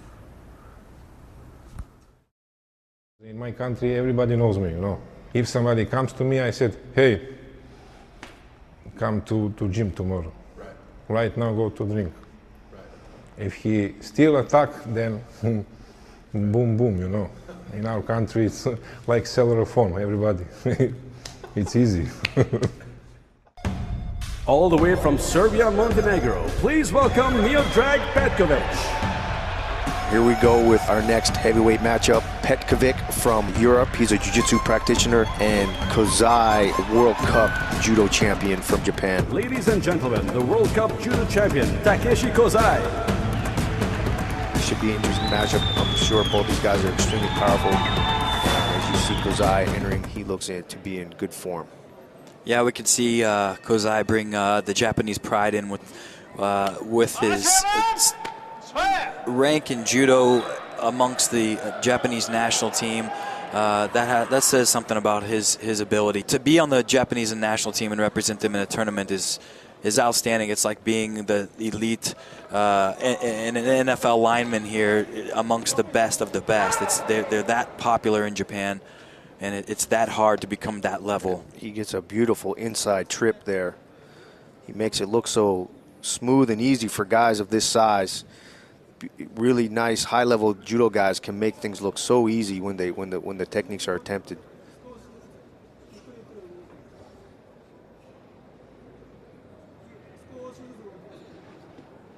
Petkovic's open guard. He's attempting to pass the guard here. Maybe bring a knee in the middle, and now Petkovic's playing the open guard, and they're breaking the action, taking the match back to the middle. I guess the ref felt they were too close to the apron. And again, we'll see that time and time again. They get dragged back to the center so they can start the match in the exact same position. Be interesting to see here what Kozai does inside the guard. Guard is not a big position for judo, and some of the judo guys practice jiu-jitsu, even though they compete in judo. They practice jiu-jitsu, but not all of them do. Some of them are very focused just on straight judo competition. Yeah, the difference here in the rules is that in judo, right now, they would already be back on their feet. They only allow a very short time on the ground. But in this tournament, in the Budo Challenge, they keep going. We want to see who's the best on the ground, so that the match is allowed to keep going. Either opponent here being very active at the moment. Seems like a kind of a stalemate. Petkovic is playing with an open guard. I'm sure that it's difficult to keep a closed guard on Kozai. He's very strong, has a good base, and has a lot of weight. Now he attempts to go. It was a nice pass. That was a beautiful pass. This called some people call that a butterfly pass, when Kozai controls both of the pants with his hands and throws the legs to his left, and he passed to his right. Now he has an opportunity to possibly take Petkovic's back. Looks like he's having a little bit of trouble stabilizing the position. His head is trapped underneath. Petkovic looks like he's trying to set up for Kimura lock here. Yeah, he is, but I'm assuming Kozai is no stranger to the Kimura. It's used widely in judo as well as Brazilian Jiu-Jitsu.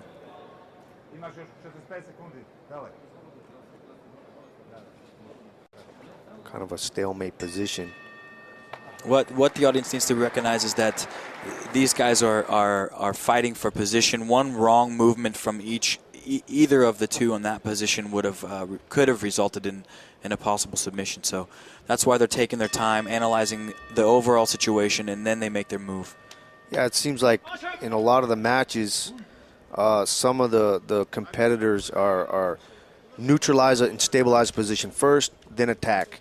And in other matches we've seen, in some of the lightweight matches, where it's just attack after attack after attack in various positions and scrambles, and it's very, very, very diverse, the community of submission grappling. I agree, Shane. And one thing that to speak a little bit more about, when two guys are often on the ground and they're not moving, it does not necessarily mean that there's nothing going on. Submissions come out of nowhere, and oftentimes when two guys look like they're stalemating, they're analyzing the overall situation and looking for attacks and looking for openings and looking for the appropriate time to attack. It's not necessarily boring or that they're stalling. They're just both analyzing the overall situation and seeing what attacks they can set up. I'm very surprised that Petkovic is battling Kozai here on his feet. Kozai being the very dominant judo guy here, but Petkovic seems to have a good base and taking his time and being very strategic in his attack.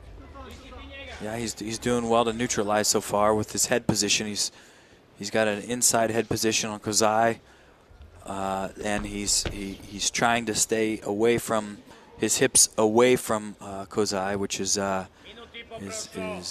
definitely holding off his takedown attempts.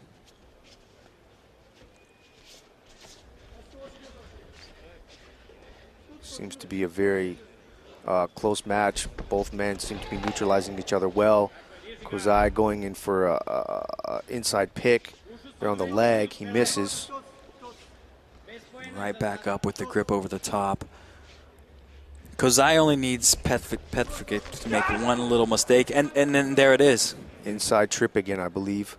Right to the side control. Yeah, that was a beautiful takedown. An inside trip to the side control. And we'll see if Kozai can set up a finish. Looks like he has an opportunity to start going for the arm, and then I think they were going to bring them back to the center of the ring.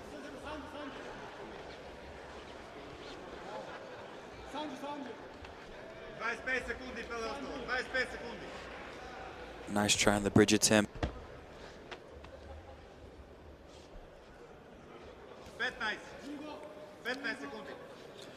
I'd like to see the man on the bottom bring his legs back in for the guard, or bring his left arm underneath Kozai and look for a single leg attack from that position. Until he clears his left arm, he is in big danger. Yeah, Petkovic trying to go for the bridge there, but with a guy of Kozai's size, I believe that would be very difficult. Yeah, I agree. And the great base of judo. And here we are in the final round.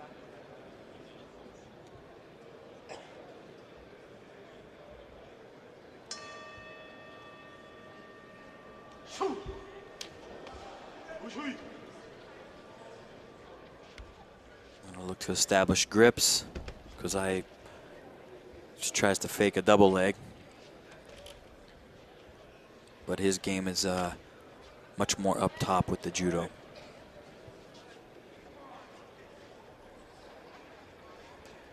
What Kozai is doing with his arms when he raises them up, he's just bringing his sleeves up a little bit, so it makes the grip much harder to get, makes his sleeves a little higher, and he's looking for a grip of his own here.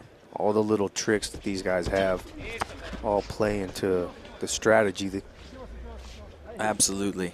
And if you notice how smart Kozai is, he's not really in any hurry. He's winning the match, and he just ate away about a little bit of the time, and now he's engaging in the grip war.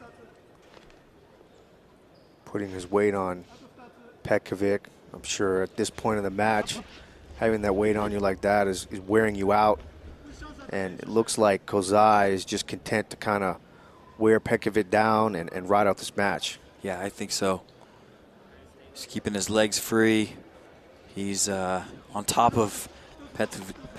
He's on top of the turtle position here, and doing a good job of just defending, staying neutral, and not being taken down. I'm a little surprised Kozai is not being more aggressive with his throws, but maybe he understands he has the lead and he doesn't want to risk giving his opponent anything. But here he goes with a great another inside trip. He's a beautiful inside trip. That was very nice inside trip takedown.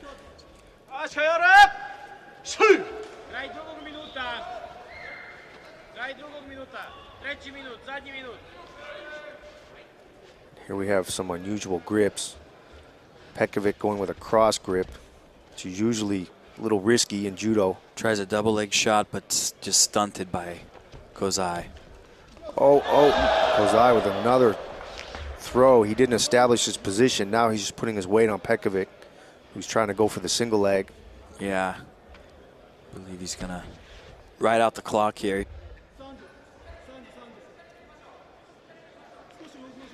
Pekovic going hard, trying to get the takedown. Kozai showing great base. He's countered well. Kozai's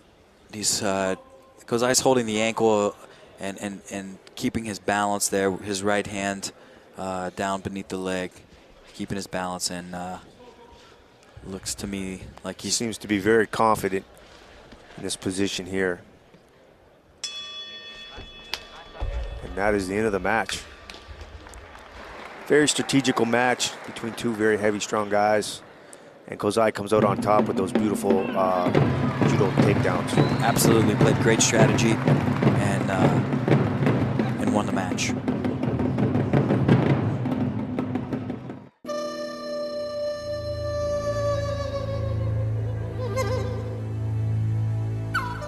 For me, I really don't have any aspirations to get into mixed martial arts. Jiu-jitsu itself is the love of my life, you know. That's you know, the sport I love to do the most, and to be able to just concentrate on that and compete, you know, especially with the gi, because I really love the gi. It'd be a great experience, you know. I really hope that this takes off and goes where it should go. It's hard for me to tell a certain day, because like I grew up in the family with doing that. Once I realized I was a kid, like going to the gym with my father, you know, so maybe I'll see, I don't know, 6, 7, 5. I don't know. It's hard to, yeah. When people ask me that, I usually say, when I realized I was a human being, I was doing this already. Ladies and gentlemen, please welcome from Brazil, Holz Gracie.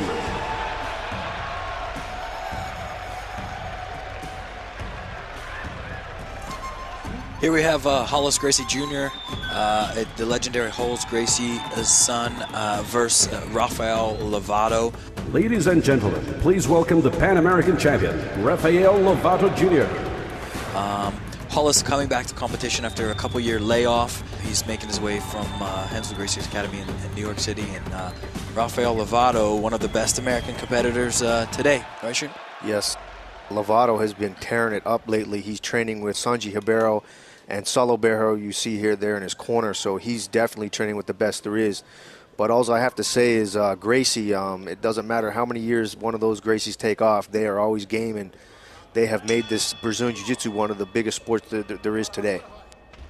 I agree. I completely agree. They brought it to the States and brought it to be what it is today. It's grown immensely. Both of these guys fighting for the takedown, and Lovato sits to the guard here.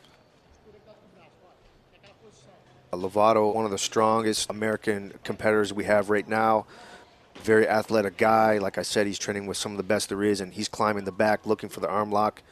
Obviously taking the fight right away to Hollis Gracie. Definitely wants to show Hollis that he's game and he's here to play. Yeah, he's utilizing the guard position, is setting up several attacks from there, but now Hollis has the guard open, and he is on the way to passing Lovato's guard, trying to control the legs, but Lovato's doing great leg work to prevent this. Lovato going for, was almost an omoplata, now a sweep. I think they're going to stop the match and allow Hollis to put his uniform back on.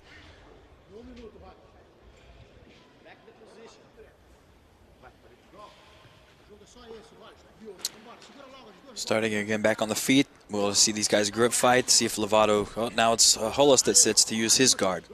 Hollis pulling his guard. Lovato trying to pass. Lovato pushing that foot down. He's going to try to push the foot down and step around or bring his knee through the middle. Now he goes to the other side. And he's almost passed, and Hollis reverses the position, almost has a takedown. Lovato holding on.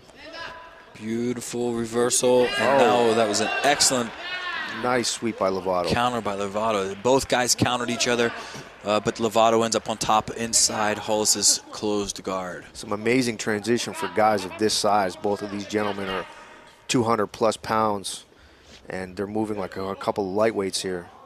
Yeah, it's at the highest level. Even the big guys move like little guys. It's amazing to see the agility and athleticism of two big guys moving like they're weightless. Lovato drops in for another pass, but Halls gets to the knees and turns into a takedown attempt. Almost gets a takedown. He's looking there for that single leg. Lovato looking to counter with an Uchimata perhaps. With the belt grip there, single legs become difficult. But Hollis does a great job of putting him on his back. Gets him down. But once again, folks, the emphasis of the Budo Challenge is the submission attempts. So although Halls is controlling and got a beautiful takedown, he has to do something with his position. Yeah, and this is what we just saw there is the competitors were dragged back to the center in the exact same position. That way they get to work to see actually who's the best. It doesn't just get stood up from a neutral position. They get brought back to the center in the exact same position and allowed to work there. Fairly close match so far. We see the determination on Lovato's face.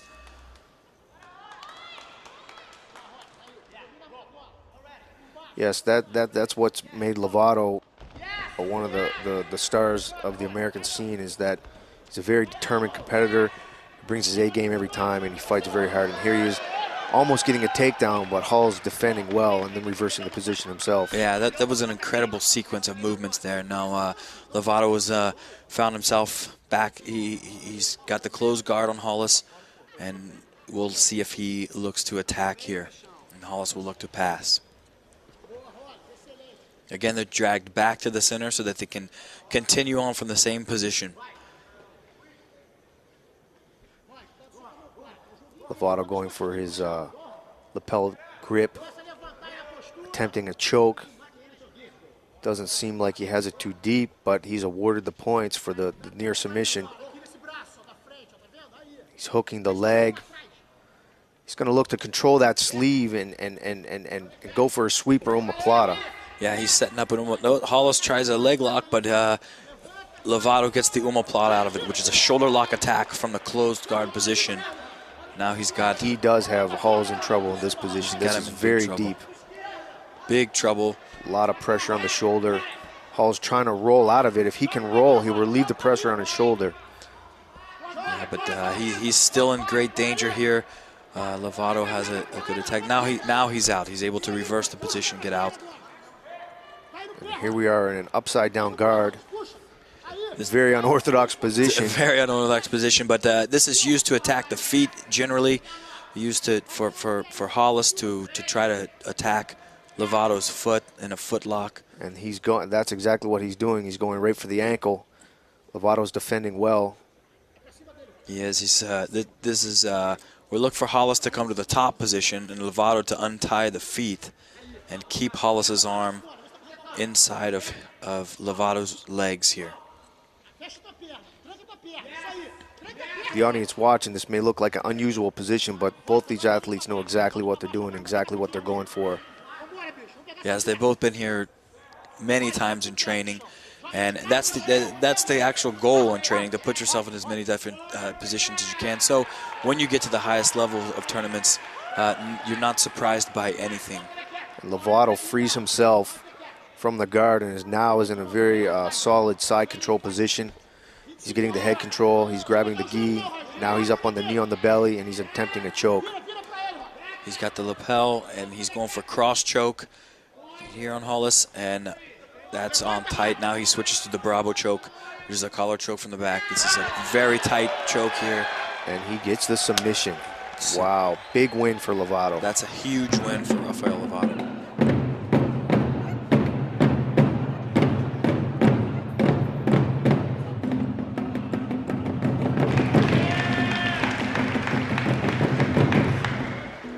Here we have Takeshi Kozai, who is the World Cup Judo champion, against game Rafael Lovato. Yes, this should be another classic Judo versus Jiu-Jitsu match. this guy is going to have a very solid base and probably some very devastating throws. I'm sure Lovato is going to want to take this fight to the ground right away. Lovato psyching himself up. Here we go. Right away, Lovato's right to the guard. Kozai doesn't want anything to do with it, though. You see the power of Kozai, though. He's extremely strong and extremely explosive. Lovato speaking to the ref. He doesn't want to stand up. Looks like they may stand him up to start the match again. Because there was no direct contact, Lovato had to stand up. He has to make contact to pull to the guard. Oh, and Lovato slipping to the back and then trying to fall down to the leg. Kozai says no, stand them back up. Kozai is extremely explosive. Now Kozai putting some weight on Lovato, showing some good base. I'm not sure what his arsenal of attacks is as far as submission goes, but he definitely has some weight. Yeah, he clearly outweighs Lovato here. And now Lovato's in his element, which Kozai is a little bit off of his right now. Kozai here should be putting more weight on Lovato. He seems to be just staying in base. If he were to put more weight and push the legs down, he could possibly step around and pass Lovato's guard.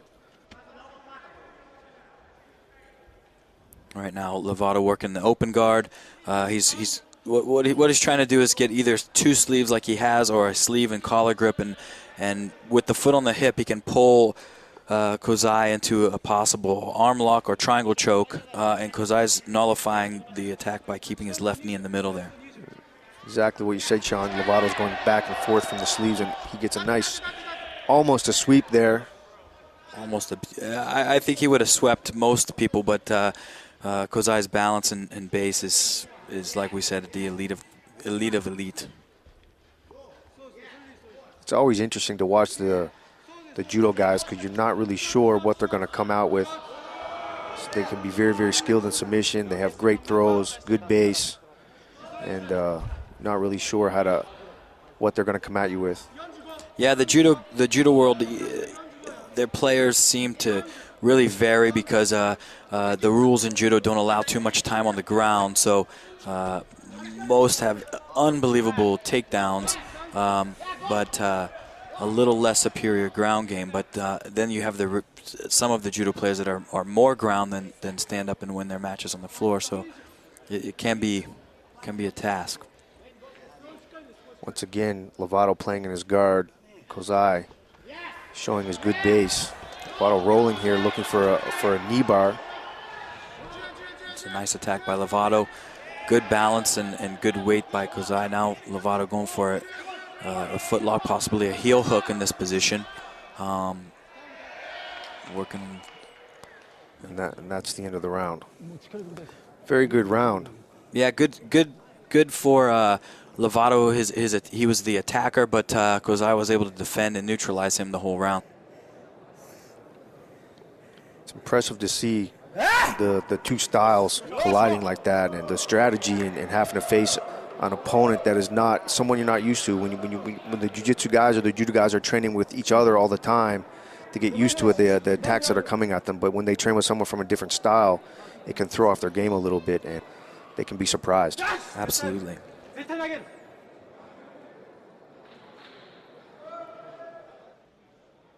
We're seeing time and time again the guard position and how effective the guard position is and how hard it is to get around the guard.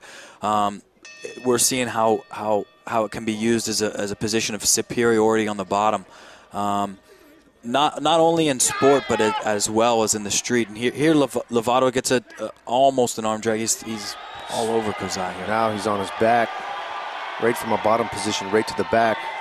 He's in very good control. He looks like he's going to dig in here for a collar choke. But Kozai's staying tight. He's not letting him get his hands in around his neck. He's defending well, but he's in some severe danger here. Lovato on the back control. Lovato very aggressively going after this choke. You can see it almost looks like he's striking him, but he's just trying to jam his hand down in there to get a hold of the collar. Kozai is just tucking his face in and using his hands so he can't get in and get a grip or get under his throat.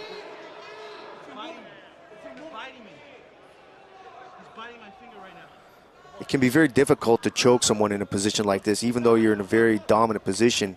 If the opponent's defending very, very tight like this, it's hard to get the hands in there. Absolutely. It seems like Lovato's signaling that maybe Kozai bent his finger, or grabbing the fingers in grappling sports is illegal. Anything on the toes or the fingers is illegal, and I think we're going to see a disqualification here. Yeah, I believe that he's getting disqualified for, it looks like a bite to the finger, but I don't believe Kozai intentionally bit Lovato. In my opinion, there's no loss at all. These guys came out, they put on a great show, they fought their hearts out, and just to enter, to be invited to an event of this level and to compete against guys at this caliber, man, you're a champion.